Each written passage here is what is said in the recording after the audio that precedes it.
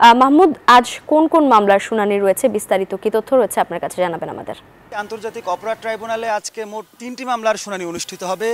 জুলাই আন্দোলনের প্রথম শহীদ আবু সাইদ হত্যা মামলাটি, যে মামলায় ৬ জন আসামি কারাগারে রয়েছেন এবং ২৪ জন আসামি পলাতক রয়েছেন, যার মধ্যে বেগম বিশ্ববিদ্যালয়ের তৎকালীন VC Hasibur Rahman, police commissioner Moniruzzaman রয়েছেন। তো সেই আসামিদের পক্ষে এরই মধ্যে ট্রাইব্যুনাল প্রতি ৬ জন আসামির জন্য একজন করে স্টেট ডিফেন্স নিয়োগ দিয়েছেন। এরই মধ্যে কিন্তু আমরা দেখেছি যে এই স্টেট ডিফেন্স যারা নিয়োজিত হয়েছেন তারা কিন্তু এই ট্রাইব্যুনালে এসেছেন এবং কিছুক্ষণ পরে এই মামলাটির অভিযোগ গঠনের শুনানি অনুষ্ঠিত হবে। আরেকটি মামলার শুনানি আজকে অনুষ্ঠিত হবে, সেটি হচ্ছে যে আশুলিয়ায় যে ৬ জন শিক্ষার্থীকে হত্যার পর তাদের মরদেহে আগুন দেওয়া হয়েছিল, সেই মামলায় সেখানকার স্থানীয় সাংসদ সাইফুল ইসলাম সহ শীর্ষস্থানীয় পুলিশ কর্মকর্তা যারা তারাও পলাতক রয়েছেন, সেই মামলায় ৮ জন আসামিকে এই মুহূর্তে ট্রাইব্যুনালে হাজির করা হয়েছে।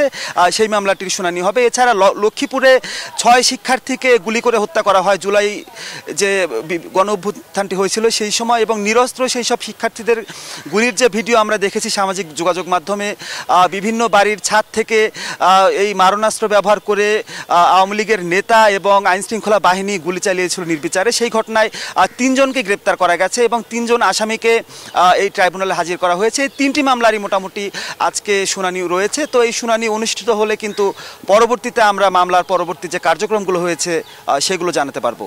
লাইবা বান্ডেল থাকলে প্রতি সেনমানিতে টাকা বাঁচবে। বিকাশ সেনমানি বান্ডেল কিনে জিতুন প্রতি লেনদেনে।